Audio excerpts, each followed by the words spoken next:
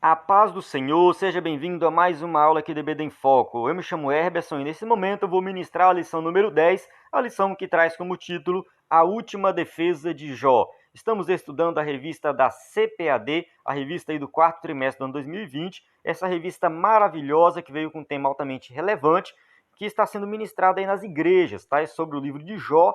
Então você que está acompanhando o EBD em Foco, ou quem sabe em outro site, ou quem sabe você que chegou aqui pela primeira vez, mas está ministrando esse conteúdo aí na sua igreja, com certeza você já está por dentro do contexto, tá? Se você está acompanhando a revista, você está por dentro do contexto, né? E se você não está por dentro do contexto, saiba que isso aqui faz parte, né, de uma revista completa com várias lições. E você pode assistir somente essa aula, ou você pode voltar e assistir as aulas anteriores, que estão disponíveis no site do EBD em Foco, ebdemfoco.com, e também no nosso canal do YouTube. É muito importante nós entendermos o contexto, porque agora já estamos caminhando para o final da revista, e aqui já chegamos no último discurso de Jó, onde ele faz aí uma análise da situação por completo. Vamos colocar assim, que vamos estudar nessa aula 3 capítulos, o 29, o 30 e o 31. Em um capítulo, Jó faz uma retrospectiva da sua vida, ele fala do passado. Um outro capítulo, ele fala do presente, ele faz uma lamentação sobre a situação que ele se encontra. E no capítulo 31, que ele faz uma defesa realmente da sua inocência diante de tantas acusações que ele recebeu. Então, vou apresentar aqui, de acordo com a revista da CPAD. Você que tem aí a revista, você pode acompanhar o conteúdo aqui do slide. Nós temos aí, no caso, seguimos a revista, tópico e subtópico, apresentando todos os detalhes da lição. Então, para você que é professor da EBD e quer aprender mais do assunto para ministrar na sua igreja, essa aula aqui vai seguir essa sequência, a sequência realmente da revista, tá?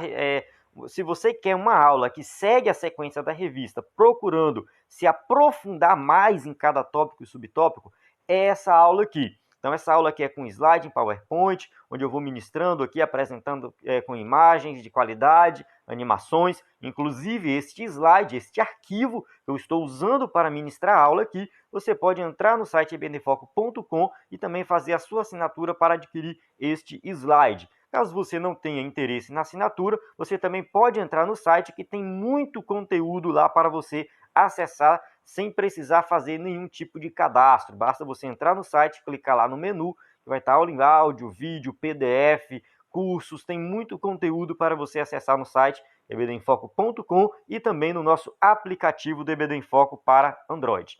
Então vamos começar aqui o nosso conteúdo, a nossa aula, que fala assim, o texto áureo. Ou não vê ele os meus caminhos e não conta todos os meus passos? Jó 31, 4. Vamos prosseguir, porque isso aqui faz parte de um contexto maior, mas na frente a gente vai entender esse versículo.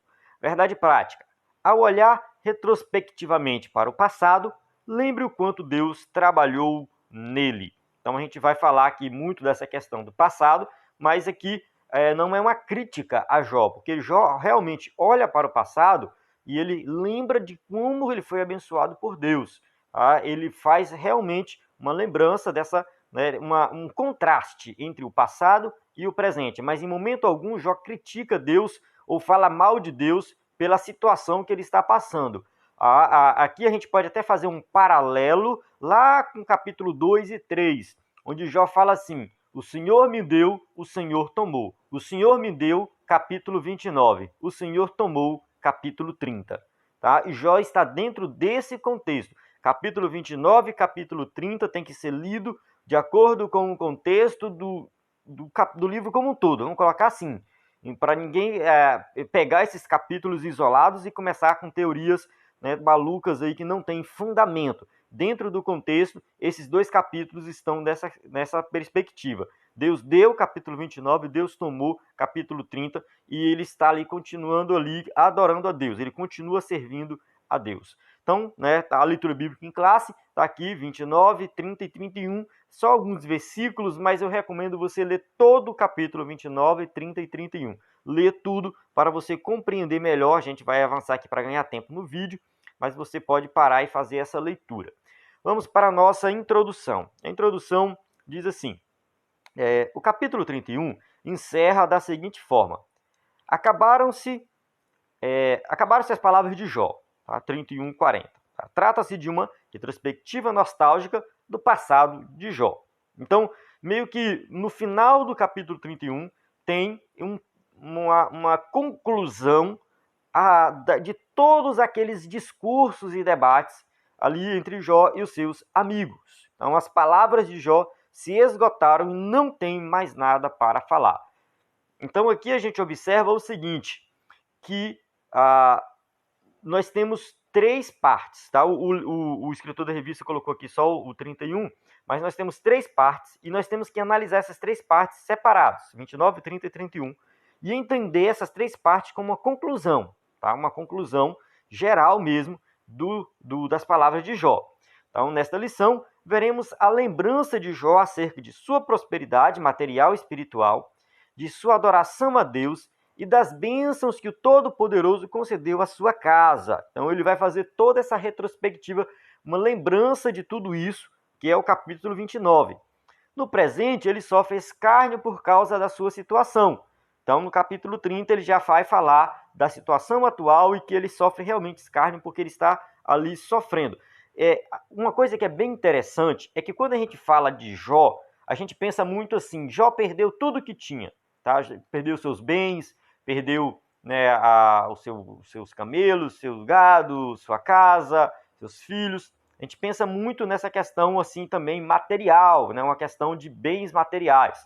Só que a gente tem que entender que Jó não somente era um homem rico, como ele era um homem bem visto na sociedade, um homem honesto, um homem que exercia cargos de liderança, tá? Ele não era aquele rico arrogante que ficava na sua casa e não ajudava ninguém. Não, ele era um rico que andava na rua, que conversava com as pessoas, que ajudava o necessitado. A gente vai ver tudo isso nessa lição, tá? Eu estou só adiantando algumas coisas aqui. Tá? Ele era aquele rico que quando tinha uma liderança, precisava de um líder, de alguém para puxar a frente, ele estava lá na liderança.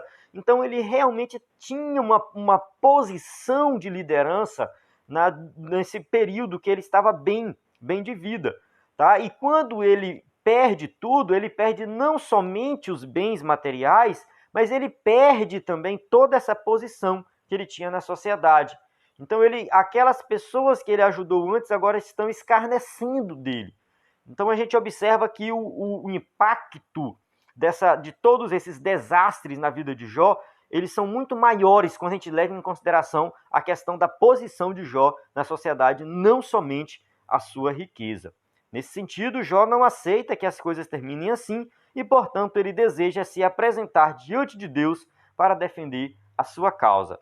Então, Jó, né, a questão aqui que muita gente fala, Jó murmurou, não é que Jó murmurou, não, ele não murmurou. Ele aceitou aquilo que Deus deu, Deus tem toda a autoridade, mas ele fala assim, Deus, eu preciso que o Senhor entre na história e mostre para as pessoas que eu não sou culpado de nenhum pecado. O negócio de Jó não era ter perdido tudo. Ele não tinha preocupação com isso, com bens materiais. A posição que ele se encontrava e que ele perdeu também, talvez ele não se importava muito com isso. O problema maior era todo mundo achar que ele estava passando por aquilo porque ele era um pecador. Foi as teologias dos seus amigos que a gente já falou, até encerrou essa parte aí nas aulas anteriores. Tá? O problema maior justamente era isso. Ele queria que Deus entrasse em ação e falasse assim, olha, meu servo Jó não pecou, não cometeu nenhum tipo de pecado. E de fato, isso acontece depois. Tá, vamos lá, tópico 1. Jó relembra o seu passado de glória, prosperidade material e espiritual, tá? O 29, de 1 a 11. Então, Jó demonstra um sentimento nostálgico com relação ao seu passado. Ele começa a falar realmente do passado de forma muito animada, né? Ele vai lembrar do passado, né, glorioso, de riqueza, onde ele tinha realmente amigos, pessoas, bens e uma grande intimidade com Deus, tá? Eram lembranças de um passado que não mais existia. Não é que ele perdeu a intimidade com Deus, não perdeu, ele continuou sendo um homem íntimo de Deus, mas naquela sociedade em que ele vivia, naquela prosperidade, aquele passado glorioso, realmente ele não mais existia. Então Jó começa a fazer essa lembrança, né, desse passado aí. Eram lembranças de um passado que não mais existia. Ele lembra que Deus o protegia. Tá? Ele vai falar assim, quem me dera ser como fui nos meses passados, como nos dias em que Deus me guardava. Tá? Jó 29, 2. Só uma observação aqui, eu coloquei ARA, que é Almeida Revista e Atualizada. Tá? Eu vou tentar sempre apresentar a versão dos versículos. Nos slides anteriores eu sempre coloquei em NVI, mas agora eu vou colocar porque eu estou colocando muito de outras versões. Então eu vou dizer NVI e atualizada ou outra versão que aparecer. Então aqui, fechando parênteses aí, voltando aqui. Então Jó, ele lembra desse passado que Deus estava na sua proteção. Lembra das suas bênçãos sobre ele e sobre sua família. Ele fala assim, quando fazia resplandecer a sua lâmpada sobre a minha cabeça. No caso, a cabeça aí, no caso ele está falando também da família como um todo, a liderança que ele tinha da família como chefe de família. Tá? O 29, 3, parte A. Ele lembra da sua orientação em meio às dificuldades. Tá? Quando ele fala assim, quando eu, guiado por sua luz, caminhava pelas trevas. Então, ele está dizendo o seguinte, que no momento ali de escuridão, de dificuldade, Deus guiava ele com a sua luz. Então, Jó, ele está trazendo essa lembrança também que Deus estava com ele nas dificuldades. Lembra da presença real de Deus na vida dele. Ele fala assim, quando o Todo-Poderoso ainda estava comigo e os meus filhos em redor de mim. Jó 29, 5. Então, Jó lembrando aqui que realmente ali as bênçãos de Deus estavam com ele e os filhos dele também estavam desfrutando dessas bênçãos. Jó está falando aqui dentro do contexto familiar. Então, Jó, portanto, havia sido um homem grandemente abençoado por Deus. Aqui, no caso, Jó, ele está falando, não é que Deus o tenha abandonado, não é isso. Mas ele está falando assim, olha, eu realmente tive uma vida abençoada por Deus e eu sou muito grato a Deus por tudo isso que ele me deu. Aí ele lembra do passado, sempre colocando Deus na frente, sempre reconhecendo que tudo que ele tinha era de Deus, tinha vindo de Deus. Então nós temos que fazer isso, nós temos que lembrar do passado, das bênçãos, de tudo que aconteceu, mas reconhecendo que tudo que aconteceu na nossa vida veio de Deus. 1.2, o reconhecimento social, capítulo 29, de 14 a 25. Jó também se lembra de sua antiga condição social quando exercia a função de um respeitado juiz de sua cidade. Jó 29, 7 fala assim, de acordo com a NVI, quando eu ia à porta da cidade e tomava assento na praça pública. Aqui tem alguns teólogos que entendem porta da cidade como uma referência ao local onde acontecia o comércio. Então apresenta Jó como um comerciante, o local que ele estava diante de grandes empresários e ele também era um comerciante. E outros comentaristas dizem, vão pela uma outra linha, dizendo o seguinte, que quem ficava à porta da cidade era o juiz da cidade, a pessoa que exercia ali, tinha uma certa autoridade e fazia o julgamento das causas do povo.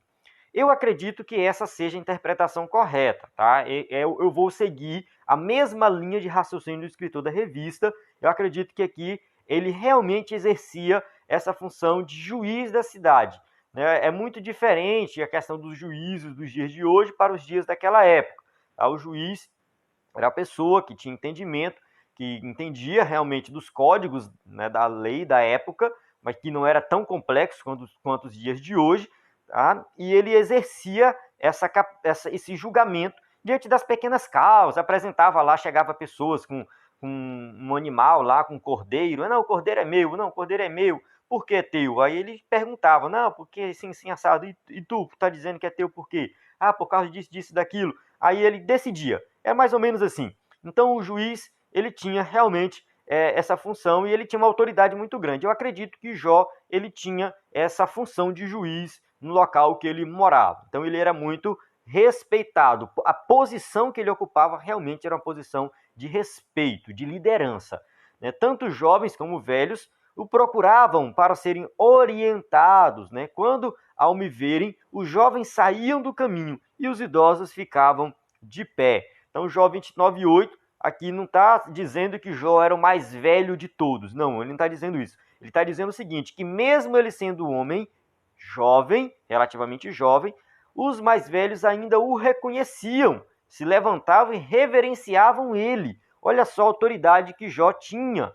Isso demonstra que ele exercia um importante papel social na sua comunidade.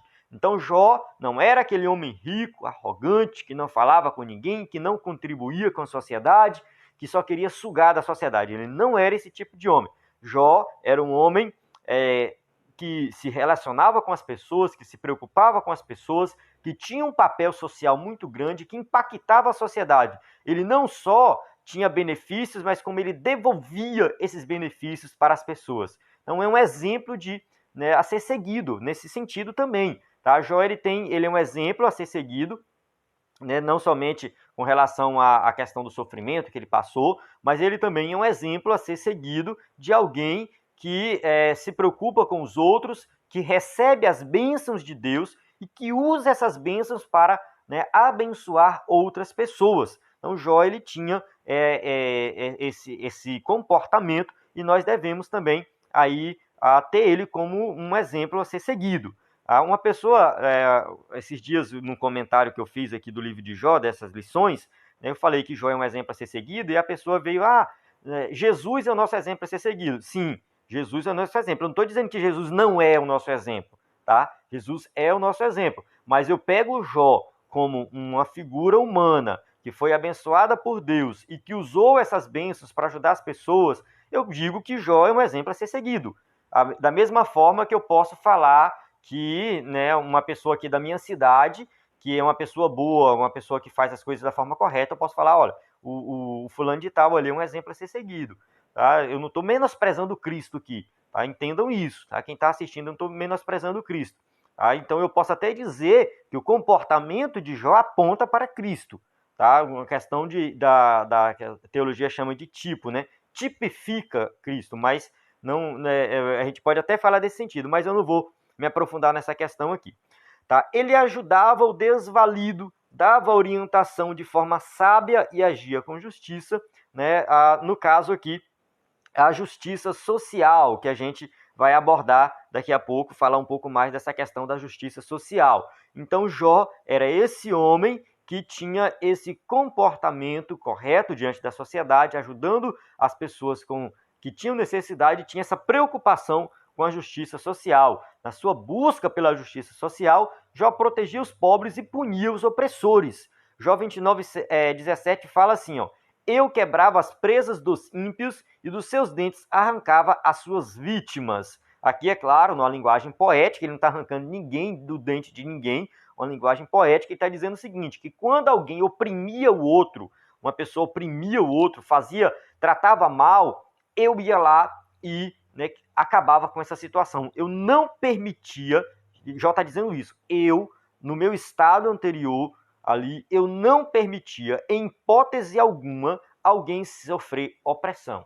Tá? Ele não permitia opressão. Ele ajudava aquela pessoa que estava sofrendo opressão, arrancava dos dentes, né? Ou seja, o ímpio é justamente aquele que está praticando algo de errado contra outra pessoa. Aqui nesse contexto aqui ele está falando isso, né? As presas dos ímpios, os seus dentes, arrancavam as suas vítimas, ou seja, as pessoas que eles estavam oprimindo. Seu amor e defesa pela justiça eram-lhe como vestimenta de adorno. Ele fala assim, minhas raízes chegarão até as águas e o orvalho passará a noite nos meus ramos. Jó 29:19. Então aqui ele está, né, fazendo essa lembrança de tudo que acontecia e ele faz essa comparação, né, de que, né, a vida dele era como, né, quem sabe uma árvore que tinha raízes, que ia até as águas e que tinha o orvalho da noite. Então ele realmente era uma pessoa, né, abençoada, bem vista na sociedade e que agia em prol dos necessitados. Ele dava apoio, né, aos menos favorecidos e era como os olhos do cego. Né? O 29:15 ele fala assim, eu era os olhos do cego e os pés do aleijado. Então quando Jó ele tinha a oportunidade de ajudar alguém que era cego, ele ajudava. Alguém que não podia andar, ele ajudava. Tá? Não, a gente pode até conjecturar aqui que ele ajudava de forma financeira, não dando dinheiro, mas quem sabe dando um suporte para que alguém que é aleijado, por exemplo, não tem uma cama para ser carregado, ele comprava uma cama, né, para que as pessoas pudessem carregar, tipo uma maca da época, né, que não tinha cadeira de rodas, então ele dava aquele suporte, tá? Ele facilitava a vida das pessoas. Quem sabe tinha algum cego que não podia ir até o mercado, ele chamava um empregado dele, falava, fulano, guia o fulano aqui que é cego até o mercado. Então, talvez não era o próprio Jó que ia, mas ele tinha um funcionário que ia, ele tinha dinheiro para pagar alguma coisa para alguém. Então, né, de forma geral, como um homem rico, um homem, né, que tinha várias atitudes, Jó podia ajudar dessa forma. Então, às vezes, né, trazendo para nós, né, às vezes eu mesmo não posso ir lá fazer, mas eu posso dar um suporte. Quem sabe tem uma ONG, quem sabe tem uma instituição de caridade que está ajudando as pessoas, os necessitados. Eu mesmo não posso ir lá distribuir a cesta básica, mas eu posso puxar R$ 100 do bolso e dar para comprar uma cesta básica, né? Então a gente pode ajudar dessa forma também, não somente fazendo na prática. Eu creio que Jó fazia na prática, tá? Eu creio que Jó ia lá, pegava a pessoa, ajudava, eu creio nisso. Mas eu creio que isso era muito mais amplo, tá? Muito mais amplo, onde ele também destinava pessoas a ajudar, dava dinheiro, enfim, ele ajudava dessa forma também. Até mesmo com os estrangeiros, ele se preocupava. Tá? Ele fala assim, eu era o pai dos necessitados e me interessava pela defesa dos desconhecidos. Jó 29:16. Então, Jó, quando ajudava alguém, ele não se preocupava quem era essa pessoa. Talvez um estrangeiro, alguém, né, de uma outra região, um outro país, com uma língua diferente. Ele ajudava, ele não se preocupava, ele não queria saber se a pessoa era da religião dele. Tá? Ele não queria saber nada, nenhum detalhe na vida dessa pessoa. Ele ajudava até os desconhecidos. Tá? Tem gente nos dias de hoje que só ajuda quem conhece, só ajuda quem é da igreja. Tá? Tem até igrejas que defendem a ideia de que quando o crente for fazer ação social, ele tem que fazer somente com os crentes, ele não pode fazer com o ímpio. Eu discordo completamente disso, né? Eu não vejo isso, base bíblica para isso. Eu creio que a gente sim, tem que dar suporte para quem está dentro da igreja e expandir esse suporte, até mesmo para os ímpios, né, de forma que a igreja possa impactar a sociedade como um todo. Aí, quando ajudar alguém, não se importar se essa pessoa é da nossa denominação, quem sabe a pessoa nem sequer acredita em Deus, não importa, ajude. Tá? Quem sabe um homossexual, quem travesti, ajude. Quem sabe alguém até que lhe fez mal, ajude. Tá? O que eu vejo, a base bíblica é para nós ajudarmos sem olhar, né, detalhes da vida dessa pessoa. Nós temos a parábola do samaritano que ilustra isso muito bem, e agora o próprio Jó falando que ele entrava em defesa até dos desconhecidos. Tendo agido com justiça e equidade, nada mais natural que esperasse que seus dias terminassem em paz ao lado de sua esposa e filhos. Faz sentido, né? Ele fala assim, eu pensava, morreria em casa e os meus dias serão numerosos como os grãos de areia. Jó 29:18. Então Jó ele tinha esse pensamento. Eu falei, diante de tudo que eu fiz, eu era um homem abençoado por Deus, vivia bem, tinha tudo, ajudava as pessoas. Eu imaginava que a minha morte seria uma morte tranquila, eu viveria bem, seria farto de dias, morreria perto dos meus filhos. Essa era a expectativa dele. E não há nenhum pecado nisso. A gente pode, né, também pensar dessa forma, tá? Né? Mas o contrário, né, disso não estava em sua agenda. Ele realmente não tinha essa ideia de que aconteceria ao contrário, tá? No caso, terminar a vida sem saúde, sem honra, sem paz com Deus. Eu acredito que o escritor da revista pegou um pouco pesado em colocar aqui sem paz com Deus, porque eu creio assim, que mesmo Jó passando por toda a dificuldade que ele estava passando, ele tinha sim paz com Deus. Tá? Eu coloquei aqui porque eu fiz o slide baseado na revista, e aí, né, para não fugir muito, eu deixei aqui. Mas do meu ponto de vista, Jó ele tinha sim paz com Deus. A preocupação de Jó era mais a questão de que, né, terminar a vida sem a saúde, sem honra, eu acho que isso seria pior. Tá? Isso realmente não estava nos planos dele. E principalmente sem seus filhos. Eu acredito que sem os filhos aqui, né, também é uma coisa que a gente tem que levar em consideração, né? Os filhos morrerem primeiro do que o pai é algo muito ruim, tanto na cultura antiga quanto na cultura de hoje, né? Em qualquer cultura, né, geralmente espera-se que o pai morra primeiro do que os filhos. Então Jó, né, não tinha esse pensamento, essa ideia de que ele morreria nessa situação. A expectativa dele que ele tinha antes é que ele morreria muito bem, tá, né, ao lado dos seus filhos e com tudo aquilo que ele tinha conquistado na vida. 1.3, uma ponderação importante, só uma observação aqui, né? Não há dúvida de que Jó, conforme a Bíblia mostra, era um modelo de justiça social. Então não há dúvidas disso, tá? Todavia, devemos ter cuidado de não transportar para dentro do texto bíblico nenhuma teoria moderna de justiça social firmada em valores materialistas contrários aos defendidos nas Escrituras. Na verdade, é o que muita gente faz, assim, Jó, como ele ajudava os necessitados, ele era um socialista, ele defendia o socialismo. Não tem nada a ver isso aí, tá? Da mesma forma, tem gente que fala assim, olha, Jó era um grande empresário, tinha muitos bens, então Jó era um capitalista. Também não tem nada a ver isso aí. A vida de Jó não tinha nada a ver com socialismo, com capitalismo. A gente não deve ir por essa linha de raciocínio, tá? Isso aí, essas teorias, né, modernas, políticas, econômicas, elas são dos dias atuais, elas surgiram nos últimos 200 anos, com um desenvolvimento histórico, não tem nada a ver, Jó, com essas coisas aí. A gente tem que evitar esse tipo de coisa, porque a gente vai acabar, né, trazendo uma confusão muito grande. Muito antes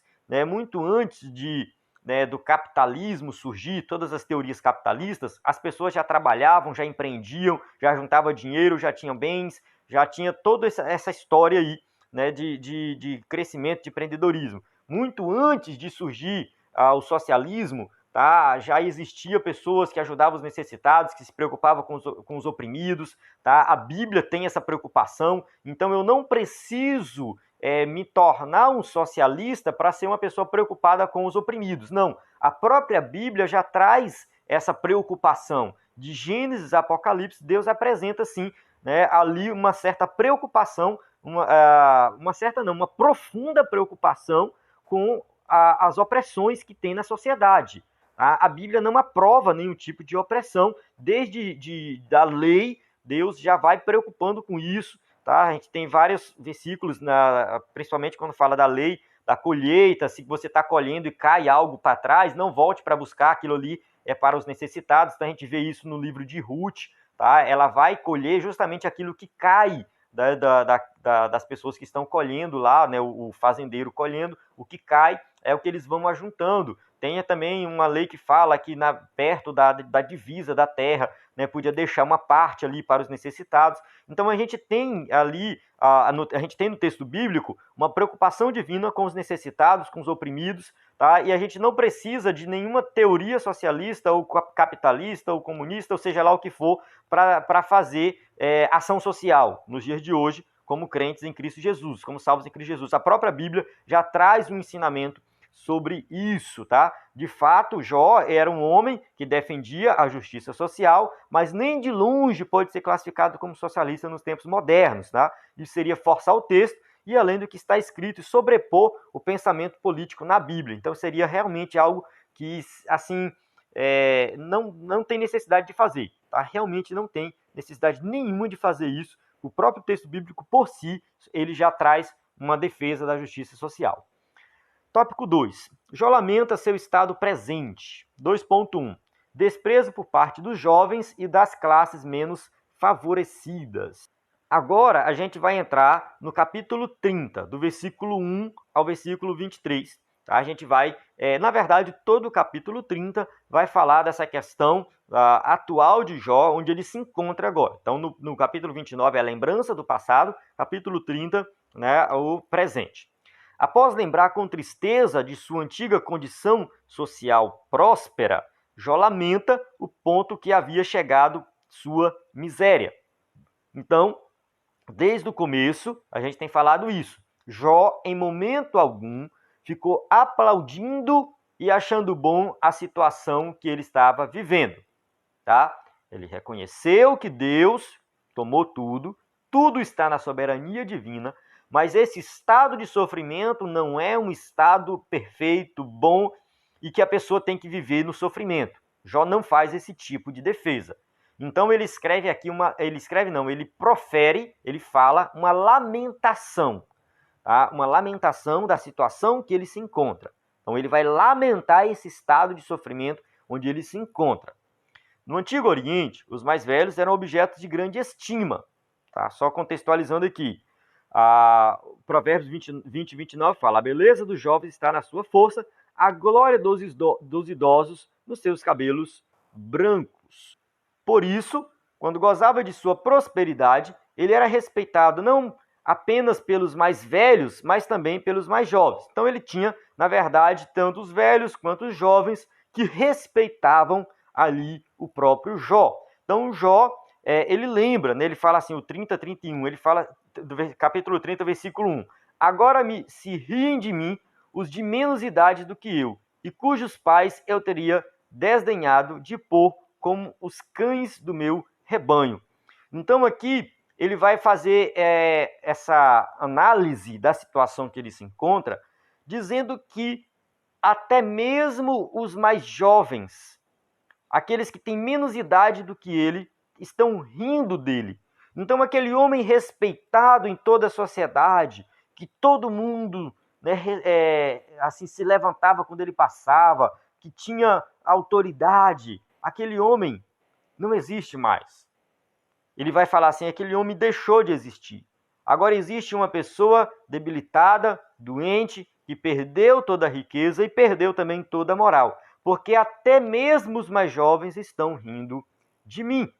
Tá? De homem respeitado, ele passou a ser visto como escória social. Jó, portanto, lamenta estar no fundo do poço. Então ele não vê a situação dele no fundo do poço como algo bom e maravilhoso. Ele vê isso como realmente algo ruim.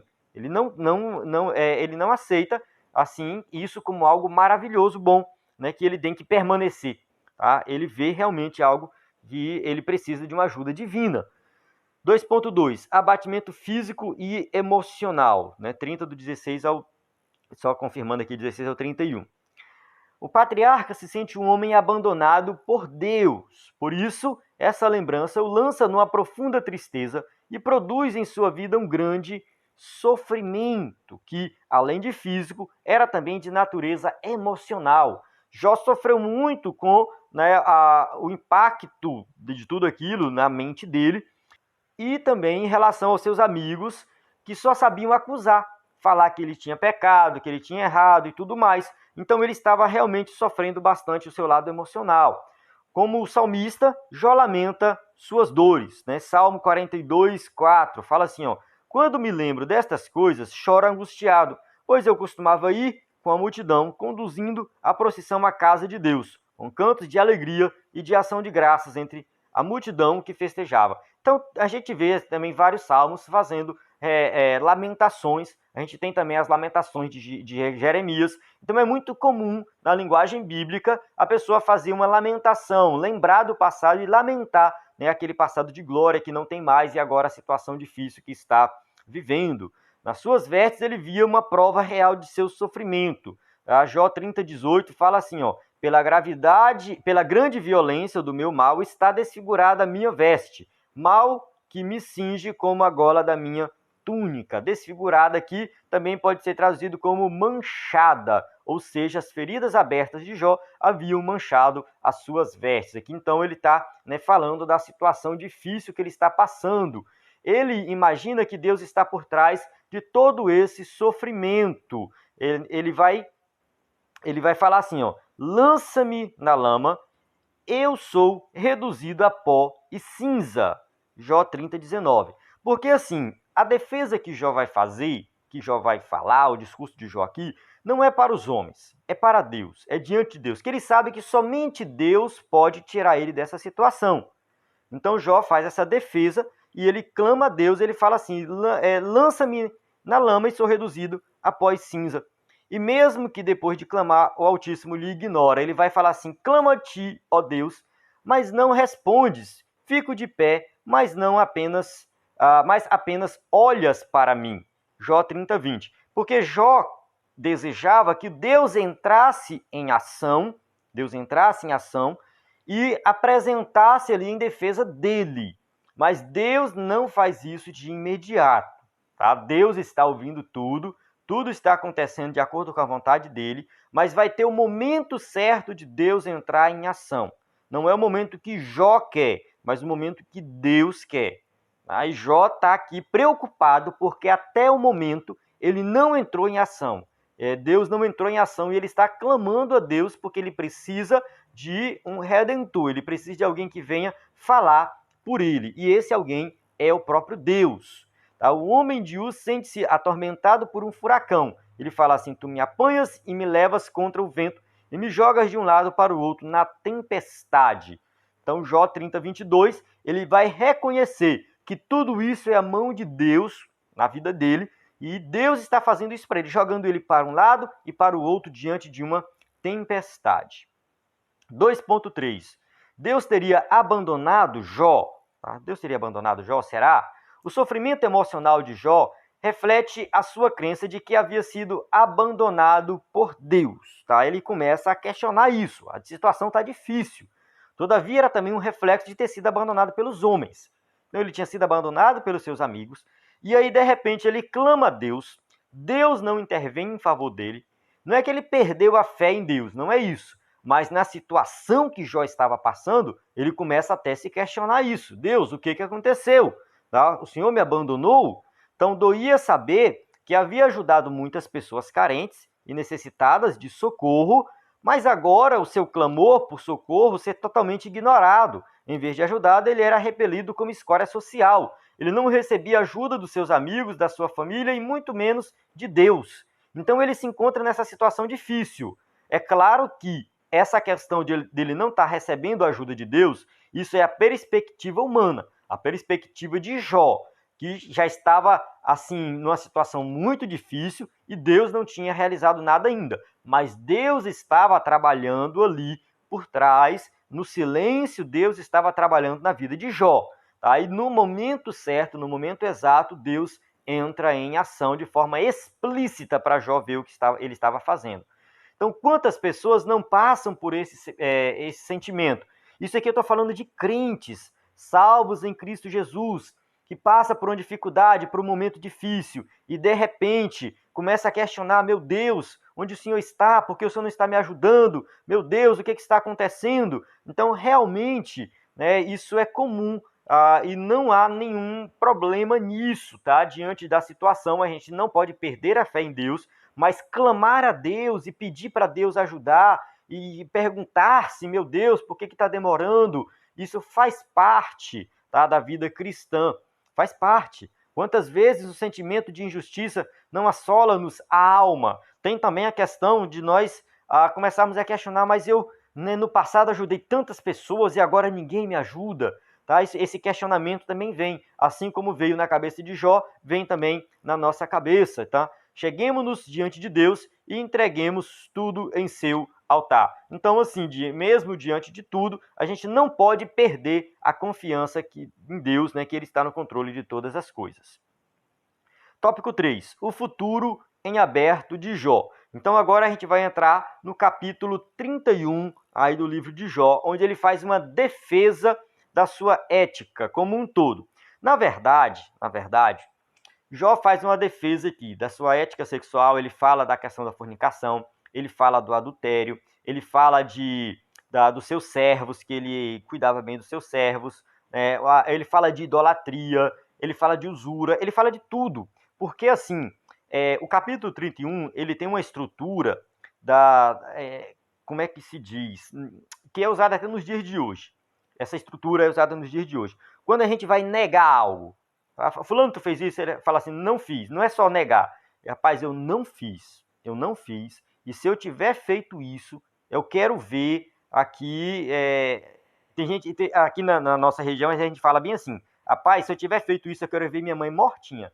Coloca até a mãe na história, né? A mãe não tem nada a ver.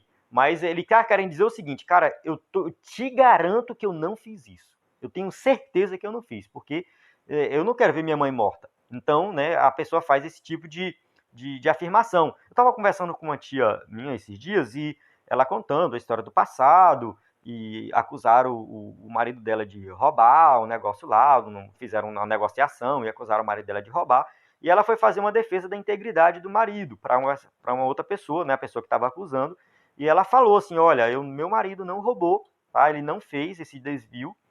E se ele tiver feito esse desvio, um dia, nós vamos ficar miseráveis, nós vamos perder tudo. E vamos bater na porta da tua casa pedindo um prato de comida. Então, assim, ela está negando que ele roubou. E ela está fazendo aí uma afirmação muito drástica. Se por acaso ele tiver roubado, nós vamos sofrer as consequências desse roubo. Então, Jó faz esse tipo de afirmação. Tem uma parte aqui, né, logo no começo, aí, eu acho que é o versículo 7 e 8, que ele fala assim, fala do adultério. Né? Se ele tiver cometido adultério, que um homem se deite com a sua mulher. Tá? Então ele faz esse tipo de defesa e o tempo todo ele vai fazendo essa defesa. Aqui no começo ele faz uma defesa da sua ética sexual. Tá? Seus amigos silenciaram, Jó sabe que nada está resolvido ainda, o seu futuro ainda está em aberto e se mostra incerto, né? E aí vem a pergunta, haverá alguma resposta?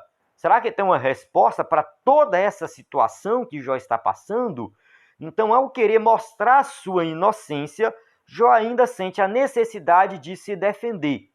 Tá? Então, ele vai fazer realmente a defesa que ele precisa fazer. A primeira defesa dele é em relação ao comportamento ético sexual, tá? Dizendo que sempre se comportou com integridade em todas as esferas da sua vida.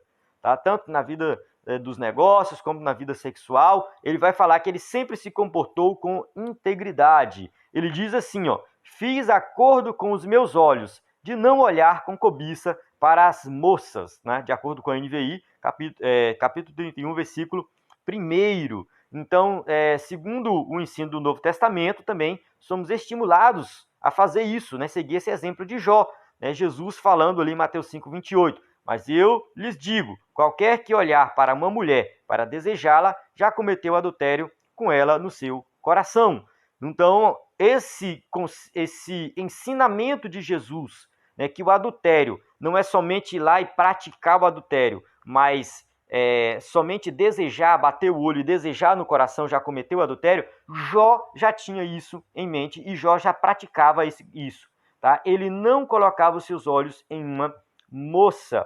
Tá? Jó ele faz uma defesa da sua ética social. Tá? Aqui eu recomendo você ler todo o capítulo 31, porque aqui nesse vídeo só vai dar de falar de algumas defesas que Jó faz. Tá? Mas a defesa dele é bem completa. Tá? Vamos lá. Jó também faz uma defesa da sua ética social. Né? Ele já havia mostrado que a justiça social marcou sua forma de agir. Ele já tinha falado isso, até mesmo porque os seus amigos tinham acusado Jó de não ajudar o necessitado, de negar pão ao necessitado. E por isso que Jó faz essa defesa. Tá? Ele se lembra que isso só foi possível, né, porque procurou conduzir-se sempre por princípios de uma ética social. Ele fala assim, que ele tratou bem o órfão e a viúva. Tá? Ele teve essa preocupação, porque o órfão e a viúva eram os pobres da época. Morria o marido, a viúva não tinha como se sustentar. Às vezes ela não casava de novo, era muito difícil casar de novo. Né? Tinha uma criança para cuidar. Então essas pessoas se tornavam escória da sociedade, porque elas ficavam numa pobreza muito extrema. Mas Jó estava cuidando dessas pessoas. Os escravos, mesmo sendo sua propriedade, tinham liberdade para procurarem e apresentarem-lhe suas queixas. A questão da escravidão na época era muito comum, na cultura da época. As pessoas tinham vários servos, vários escravos. A escravidão não tinha nada a ver com cor de pele, tá? Isso não existia na época. Às vezes a pessoa estava endividada e depois se vendia como escravo. Tinha vários formatos de escravidão, não vou entrar em detalhes aqui. Mas Jó, quando ele fala do escravo, ele fala assim, eu fui concebido do ventre de uma mulher e um escravo também. Então, diante de Deus, Jó está pensando assim, diante de Deus, nós dois somos seres humanos, não tem um superior ao outro. Então, isso somente Jó fazia. As outras pessoas menosprezavam os escravos, mas Jó reconhecia que eles tinham direitos como qualquer um outro. O seu comportamento ético-social o habilitou a agir como tribuno dos desvalidos, aquele que se preocupava realmente com os necessitados, os oprimidos. Lembremos-nos da verdadeira religião, como bem Tiago afirmou, que é visitar os órfãos e as viúvas nas suas tribulações e guardar-se da corrupção do mundo. Eis o fundamento da nossa ética social. Então, quando a Bíblia fala de órfãos e viúvas, está falando de pessoas pobres, pessoas necessitadas, pessoas que precisam de ajuda. Então, Tiago coloca aqui como isso sendo a verdadeira religião. A religião verdadeira é aquela que tem uma preocupação com as pessoas necessitadas. A igreja tem que ter, sim, ação social, a igreja tem que visitar hospitais, visitar presídios, a igreja tem que ir na rua, ver as pessoas que estão morando na rua, quem sabe dar um alimento, pregar o evangelho. A gente não pode chegar diante do necessitado somente com a Bíblia na mão. Eu não sou muito a favor disso. Vou lá, uma pessoa necessitada, prego o evangelho para ela porque eu estou preocupado com a vida espiritual dela. Mas ela tem que comer, ela tem que pagar, às vezes, uma conta de energia, ela tem suas necessidades. Então, a igreja ela tem que ter essa preocupação também. Levar o evangelho, mas não isso e de mãos vazias. Tá? Levar o evangelho, mas quem sabe levar uma cesta básica, quem sabe promover dentro da igreja cursos de qualificação para a pessoa arrumar um emprego, quem sabe fazer parcerias com empresas, para quem sabe arrumar emprego para um necessitado. Seria interessante se a igreja tivesse parceria com empresas, que quando chegasse alguém na igreja precisando de um emprego, de alguma coisa, quem sabe já falava, olha, tem uma empresa tal que está precisando de vaga, assim, assim, assado. E aí a igreja ajudava a pessoa, quem sabe, a arrumar um emprego também. Então tem várias formas, várias maneiras da igreja agir para que ajude as pessoas necessitadas. Tá? Eu não estou dando uma fórmula pronta, mas você tem que ver a realidade da sua comunidade. Quais são as necessidades? Às vezes a necessidade da sua comunidade não é uma necessidade financeira, mas é uma necessidade, quem sabe, psicológica. Quem sabe está precisando de pessoas de ajuda do psicólogo, e tem um psicólogo na igreja que pode ajudar. Então tem tudo isso, a igreja pode agir dessa forma, ajudando a comunidade como um todo. Continuando aqui, tópico 3.3, Jó busca a resposta de Deus, tá? Agora Jó se dirige a Deus na forma exclamativa. Ele fala assim, a quem me dera que me ouvisse. Aqui ele está falando assim, Deus, o Senhor tem que me ouvir, porque eu não tenho ninguém aqui por mim. Tá? Então a esperança de Jó é que Deus entre em favor dele. Ele já havia feito uma viagem retrospectiva para o seu passado, fez uma análise sobre a situação presente, mas agora ele quer olhar para o futuro. Ele quer se apresentar diante de Deus porque está consciente da sua inocência. Ele sabe que o que ele está passando não é porque ele pecou, porque ele é uma pessoa ruim. Sua confiança é de um príncipe que se apresenta diante de um tribunal. Ele confia que será inocentado. Ele tem certeza que ele vai ser inocentado. Tá? E aí vem a pergunta para nós, né? Uma aplicação prática. Como podemos nos apresentar diante de Deus e justificar os nossos atos? Quando a gente olha para a vida de Jó, Jó era um homem íntegro, reto, temente a Deus, desviava-se do mal, ele faz uma defesa da sua inocência, não é porque ele era bonzão e melhor do que os outros, mas é porque ele era temente a Deus, ele confiava na misericórdia de Deus, ele fazia sacrifícios, ele pedia perdão dos seus pecados, ele confiava que Deus estava com ele, não era por mérito próprio, mas era pela fé. Então Jó era um homem movido pela fé. Então nós devemos também confiar na graça de Deus, é por meio da graça divina, por meio de Jesus Cristo, o Filho de Deus. Ele nos justifica. Então, como é que eu me apresento diante de Deus como sendo um inocente? Crendo no sacrifício de Cristo, porque ele pagou o preço do pecado que eu deveria pagar. Então, quando eu creio no sacrifício de Cristo, que eu creio em Jesus como único e suficiente Salvador, aí sim eu posso me apresentar diante de Deus como alguém inocente, como um inocente. Mas somente isso mediante a fé. Jó se apresentou como inocente diante de Deus, porque ele era um homem que tinha fé em Deus. Ele cria. Foi pela fé que Jó declara sua inocência pela fé. Ele confiava que Deus tinha ali perdoado seus pecados e tinha redimido ele e lhe purificado. Amém?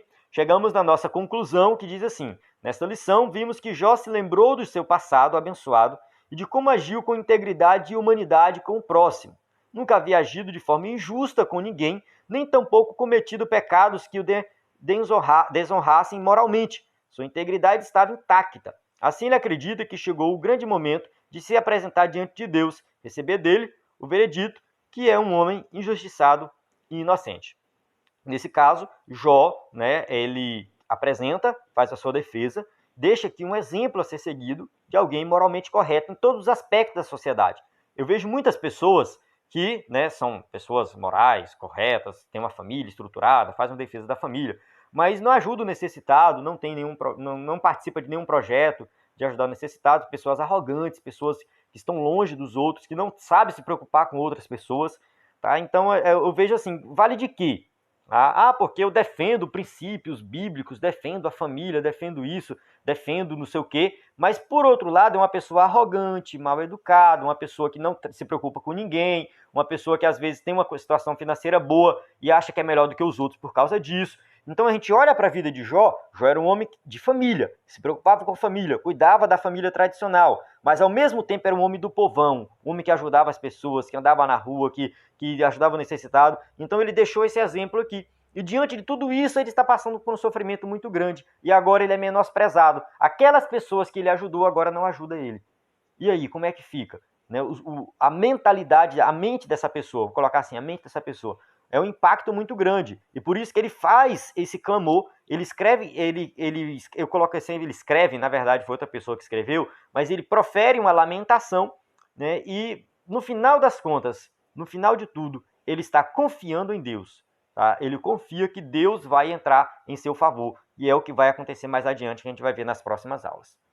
Então eu chego aqui no final da aula. Muito obrigado por ter aí me acompanhado até aqui nessa jornada. Eu creio que você tenha compreendido aí. Qualquer dúvida, você pode entrar em contato pelo WhatsApp.